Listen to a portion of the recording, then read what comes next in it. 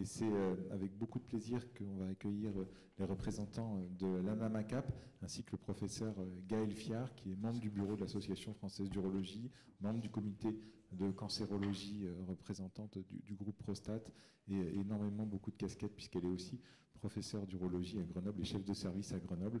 Donc un grand merci à l'ANAMACAP. Encore une fois, une discussion pluridisciplinaire. On vous passe le micro. Est-ce qu'il y a vraiment un débat? Est-ce qu'il y a vraiment controverse? On vous écoute avec beaucoup d'attention pour ce dernier topo qui est primordial.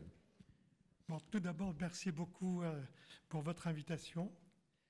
Et je voudrais profiter de notre prise de parole pour féliciter Sérum pour l'initiative qu'ils ont eue au niveau de l'étude qu'ils ont présentée. Et je trouve que c'est extrêmement intéressant. On est complémentaires. D'ailleurs, monsieur, dont je ne me rappelle pas le nom, m'excusera, a quand même lancé, je dirais, notre présentation, puisqu'il a dit, il réclamait qu'on parle du dépistage. Et donc, nous, on est là pour parler du dépistage, qui est vraisemblablement, je dirais, le nerf de la bataille pour découvrir les cancers.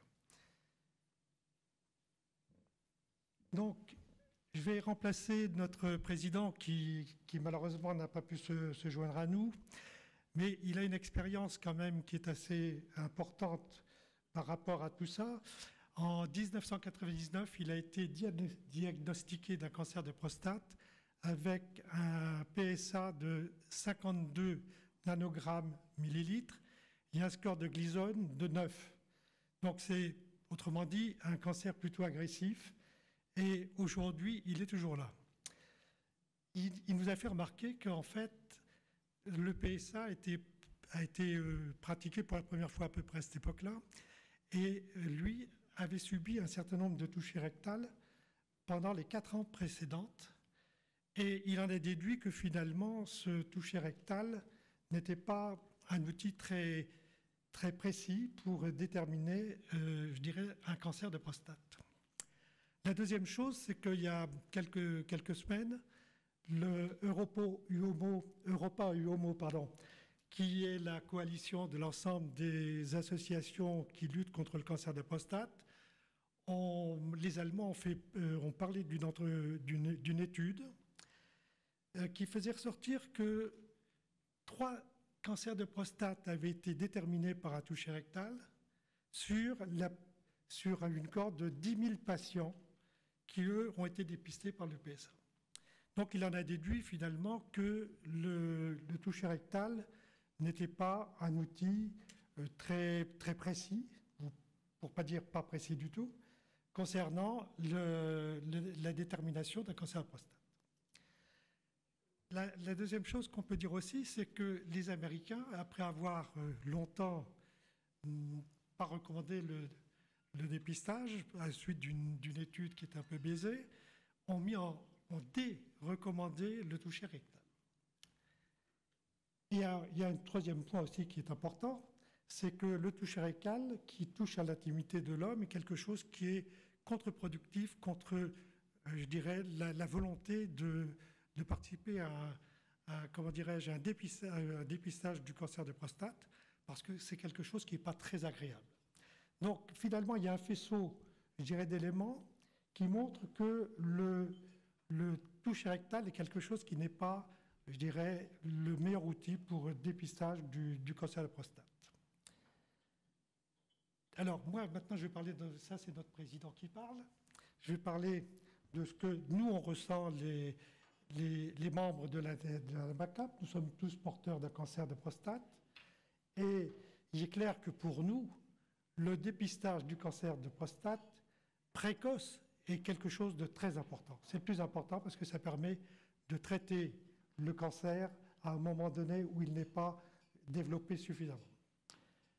Et il y a une chose également, c'est que comme on a déjà été traité, je dirais, si on fait ça, c'est pas tellement pour nous, parce que nous, finalement, on a été traité, on vit encore. C'est surtout pour penser aux générations suivantes qui nous suivent et qu'il est nécessaire d'alerter sur la nécessité de faire un dépistage rapide, précoce du cancer de prostate. On est tellement convaincus de cette politique qu'on a lancé une grande étude qui s'appelle Observature, qui a été lancée à l'initiative du professeur Olivier Cusneau. C'est une étude qui est basée sur les données de sécurité sociale de 2004 à 2018, donc à peu près 4 à 5 millions de données de traitement faits par nos compatriotes. Et on a quand même, pour cette étude, sorti 50 000 € qui nous a permis de cofinancer cette étude avec l'Assemblée nationale, la commission des affaires sociales de l'Assemblée nationale. Donc, l'objectif qu'on a pour cette étude, c'est d'essayer de démontrer qu'il y a urgence à faire un dépistage précoce et si possible organisé, de telle façon qu'on puisse ne pas détecter les 20% d'hommes qui vont être porteurs d'un cancer avancé et déjà métastatique et pour lesquels ça sera difficile au niveau du suivi, au niveau de la vie, etc. Alors, pourquoi aujourd'hui on ne fait pas de dépistage précoce en France? Parce que la HAS a pris cette position en s'appuyant sur une étude qui s'appelle l'étude PLCO, qui a été faite aux États-Unis au niveau d'environ 70 000 personnes, deux groupes de 34 000, qui devait permettre de déterminer si le dépistage était quelque chose d'utile, permettant d'éviter la mortalité de nos compatriotes. Et dans cette étude, il s'est avéré qu'en fait, les deux bras de l'étude, où il y avait en principe des personnes qui n'étaient pas dépistées, dans l'autre bras de l'étude, des personnes qui étaient dépistées, ils se sont aperçus, après quelques années, que finalement, les deux groupes avaient subi des dépistages de PSA. Ce qui veut dire que finalement, à l'arrivée, l'étude montrait qu'il n'y avait pas de différence entre ceux qui avaient pris un dépistage et ceux qui n'avaient pas eu de dépistage. Et donc, on s'est aperçu que ce n'était pas juste. Donc, ce qui s'est passé, c'est que lors de notre réunion à la Commission des affaires sociales, notre président a contredit la responsable de la HAS parce que parallèlement à ça, il y a une étude ERS-PC qui a été faite en Europe qui montre qu'avec un dépistage, on a 20% à peu près de mortalité en moins, ce qui est quand même important. Donc, ce que l'on pense en fait aujourd'hui, c'est que la HAS s'appuie sur l'étude PLCO, mais qu'en fait, elle est là pour essayer aussi d'éviter des surtraitements. Des surtraitements qui peuvent amener un certain nombre d'effets délétères pour ceux qui le subissent. Donc, il y a une chose dont on s'est aperçu avec notre étude d'observature, c'est que la surveillance active qui permet, lorsqu'un un cancer a été détecté, de le suivre pour voir s'il est agressif, pas agressif, s'il évolue pas. Il y a 13% sur l'ensemble des patients qui font la surveillance active. Et quand on travaille sur la cible des 50-70 ans, il n'y a plus que 2% de personnes qui font un dépistage. Ça veut dire que là, il y a un retrait qui est très important et qui fait perdre pas mal de chances, je dirais, aux porteurs de cancer. Donc le surtraitement est certainement, je dirais, la cause réelle pour laquelle la HAS interdit ou ne recommande pas le dépistage précoce du cancer de prostate. Alors, ce qui est dommage, c'est qu'aujourd'hui, avec l'évolution des techniques, on peut plus facilement déterminer, je dirais, la taille d'une tumeur, son agressivité par les IRM. Et donc, on devrait très facilement aujourd'hui, grâce au PSA, qui n'est simplement qu'une information sur un dérèglement de la maladie de la prostate, être complété par une IRM permettant de déterminer, l'indolence ou l'agressivité du cancer de prostate. Et ce qu'on dit qui est très important, c'est que c'est un dépistage du risque de cancer de prostate et non pas un dépistage du cancer de prostate. Il y a bien une nuance qui est très importante. Alors, il y a une chose également qu'on constate, c'est que pour vendre du papier, les journalistes sont prêts à tout. Ils privilégient le sensationnel. On a un exemple avec Que Choisir qui a fait toute une campagne concernant cancer de prostate, un dépistage catastrophique. Alors nous, à l'inverse, on dit que sans dépistage, c'est catastrophique pour ceux qui risquent d'avoir un cancer de prostate. Les médecins généralistes qui sont là quand même pour contribuer à nous, je dirais, à nous soigner. Les représentants, et là on l'a constaté aussi à cette réunion organisée à la Commission des affaires sociales, ils sont hostiles au dépistage. Alors est-ce qu'ils sont hostiles au dépistage parce que la HAS recommande de ne pas le faire? Est-ce que c'est par crainte du recours des veuves qui peuvent éventuellement se retourner contre eux parce qu'ils n'ont pas fait le nécessaire sur le plan, je dirais, de l'appréhension de la maladie? Est-ce que c'est par manque par manque de formation? Donc ça, c'est des questions qui restent ouvertes. Alors il y a une quatrième chose aussi qui est importante, c'est qu'il peut y avoir une réticence des laboratoires parce que si on fait un dépistage efficient, ça veut dire également qu'il peut y avoir une diminution de la maladie en pourcentage qui sera très importante. Et donc, vous pouvez imaginer effectivement ce que ça pourrait représenter en chiffre d'affaires pour les sociétés. Et ensuite, je dirais, c'est plutôt une position de notre président, quand il parle de contrat social, c'est de dire qu'il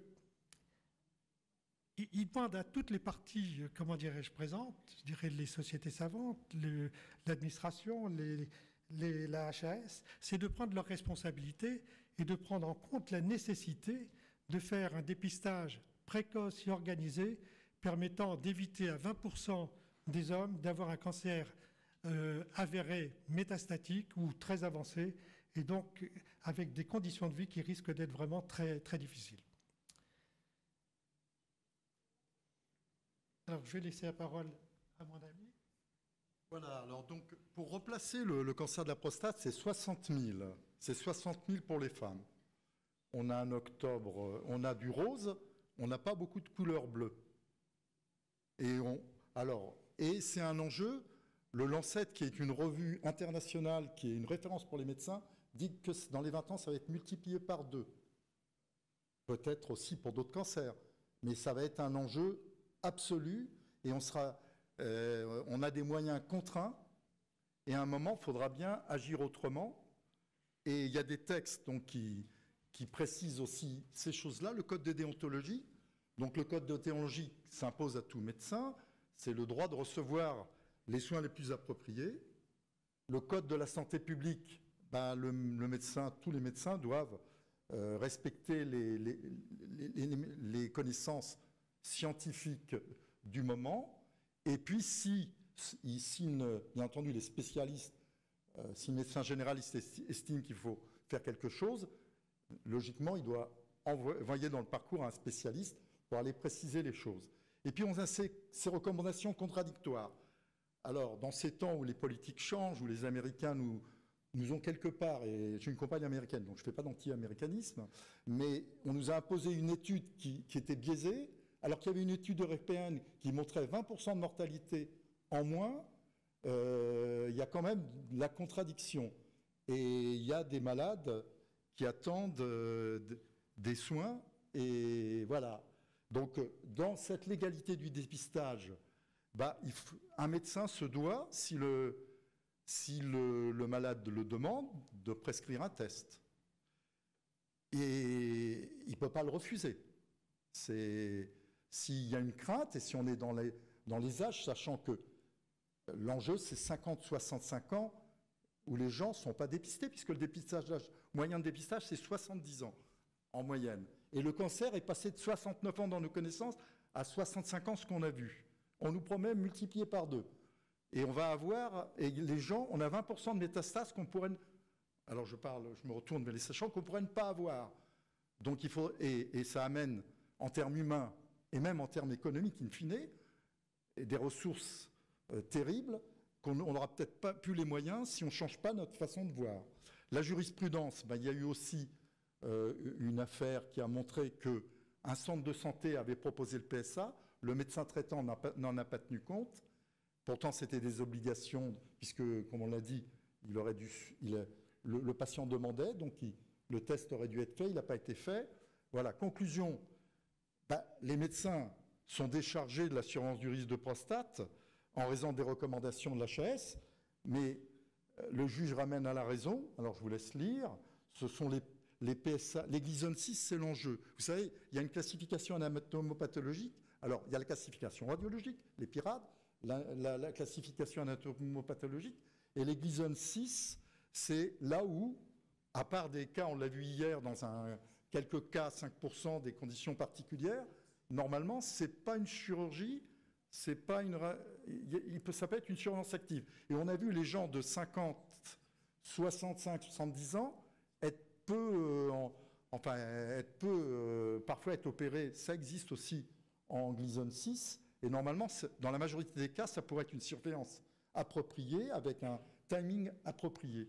Et donc, il est important que la surveillance active qui évitera qu'il y ait des traitements et le dépistage qui permettra de trouver les gens à temps avant qu'ils aient des traitements, cette fraction de 20% qui vont être arrivés avec quelque chose de lourd humainement, lourd économiquement, ça permettrait de revoir toute la logique des soins. Alors, la Commission européenne a recommandé à tous les pays d'élaborer un programme. Donc, on a une étude européenne qui n'a pas de biais, qui marche bien. Donc, et elle a donné 10 millions d'euros. 7 pays se lancent dans ces programmes et la France va démarrer. Il y a une réunion début décembre là-dessus. Le président de notre comité scientifique, le professeur Cusneau, avec un de ses collègues, va lancer cette campagne. Et donc voilà. Et l'INCa, bien entendu, a été chargé de lancer le programme également, d'échafauder le cahier des charges. Voilà. La NAMACAP, avec Europa Homo, donc qui est les associations en Europe, se base sur l'étude Observature. L'étude Observature, c'est les bases de données de l'assurance maladie. Les bases de données, c'est les bases actes, à la fois biologiques, à la fois de chirurgie. Tout est codé. Et on peut savoir vraiment comment ça évolue.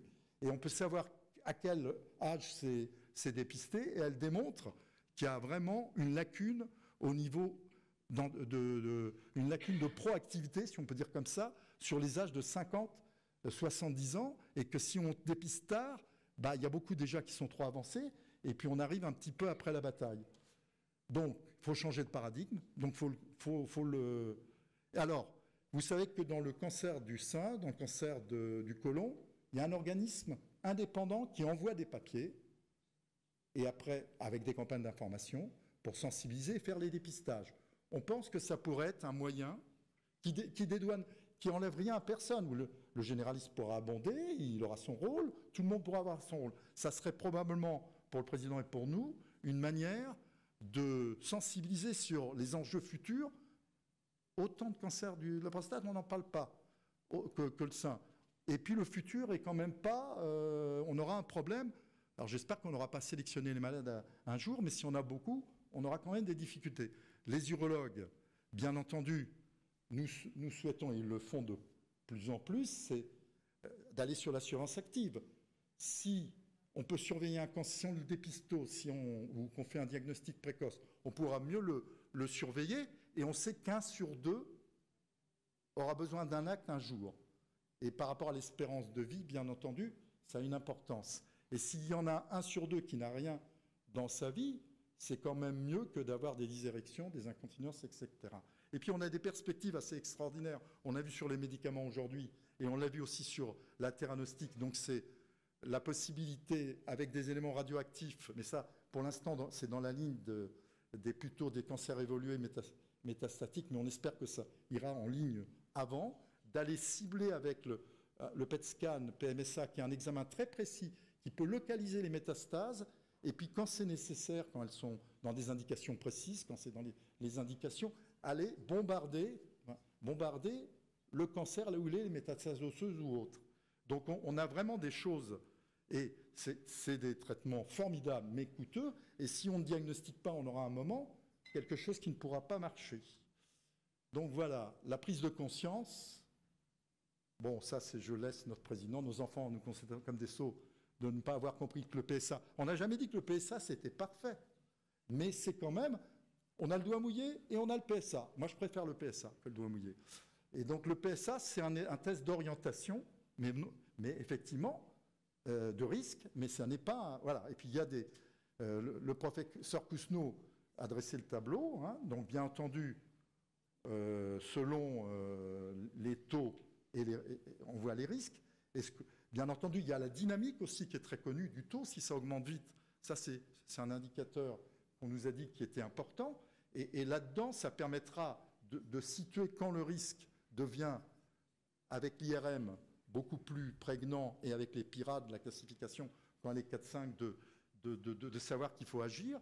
Et qu'est-ce qu'on attend? Parce qu'on va être vraiment très très mal dans un moment. Et l'ANAMACAP le dit depuis de longues années, l'Europe commence à le dire. Et, conclusion, on va la faire à deux. Hein, conclusion. Je voudrais simplement ajouter une chose avant la conclusion. Oui. C'est que dans l'étude Observature qui est terminée, elle est suivie d'une deuxième étude portant sur les résultats médico-économiques du dépistage.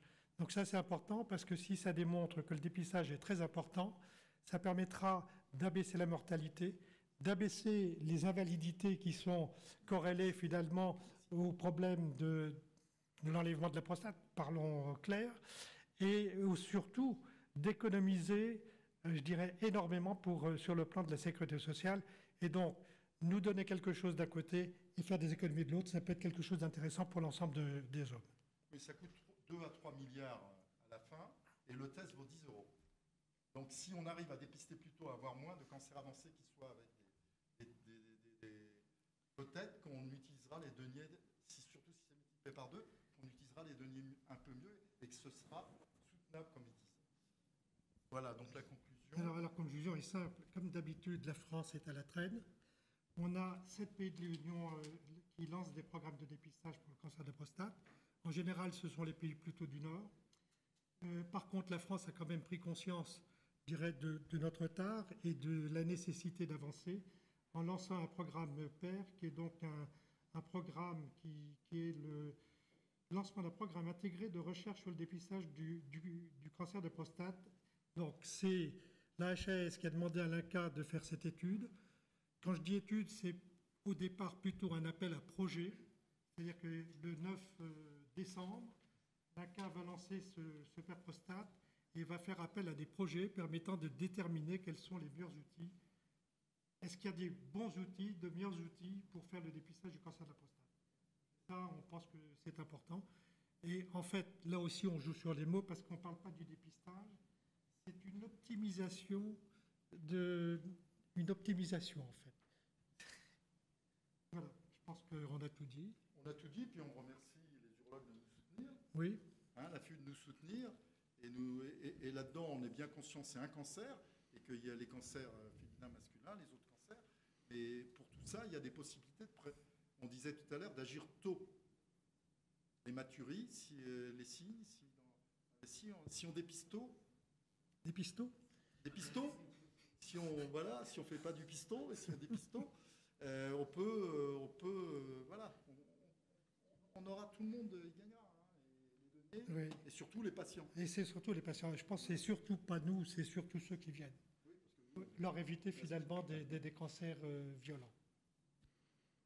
Messieurs, merci beaucoup. merci C'est une présentation très fluide. Je proposerai au professeur Gaël Fiard de nous donner la vision, de complémenter un tout petit peu s'il y a des choses à complémenter. Juste avant de rejoindre le comité de cancérologie, puisque Gaël a une réunion également à 16h. Donc en tout cas, merci beaucoup de ton temps et merci de nous donner ta vision et également la vision du comité de cancérologie prostate de la FUE. Gaël, merci.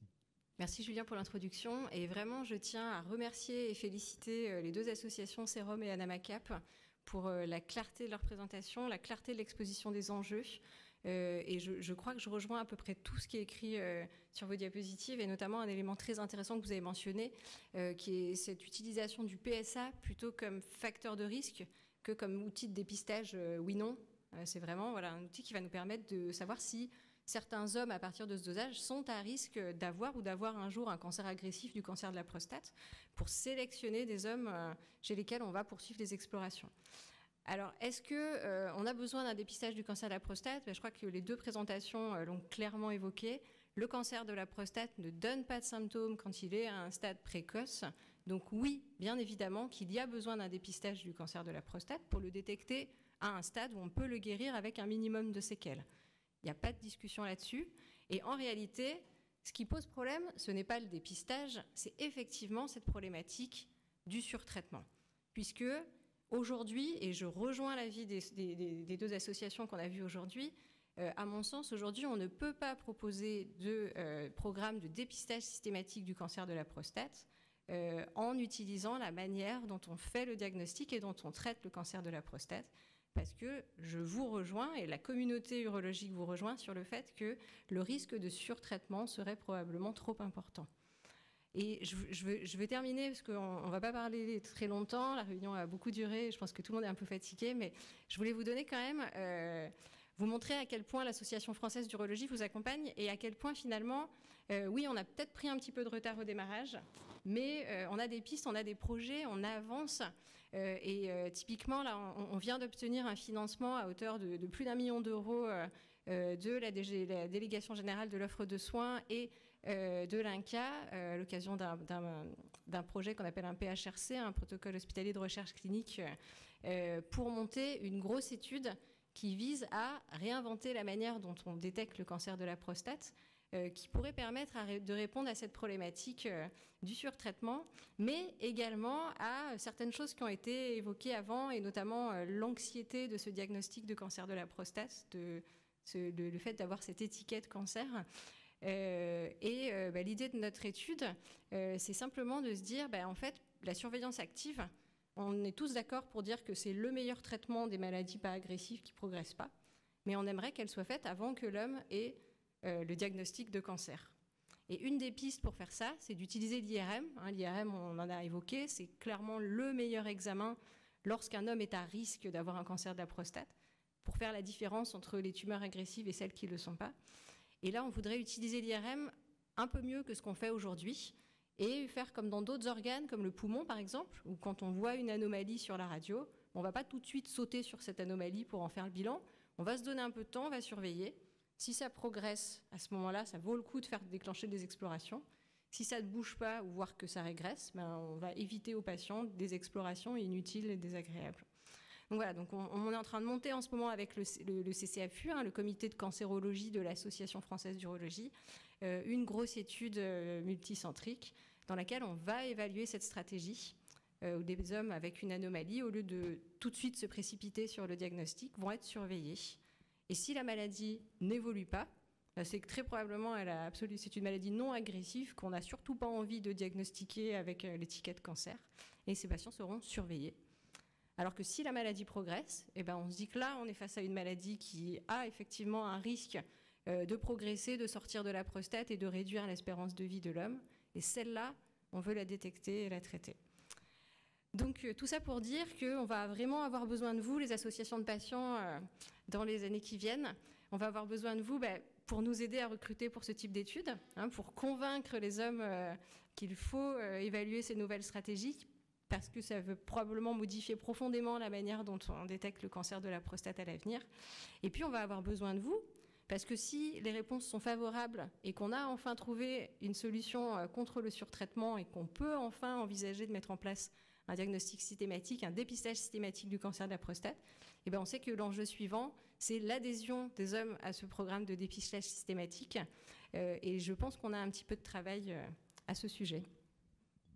Gaëlle, merci infiniment. Des propos très clairs, des messages qu'il va falloir transporter, colporter. On sera tous ensemble pour pouvoir faire passer ces messages. Messieurs, merci encore. Je pense qu'on peut applaudir l'ANAMACAP.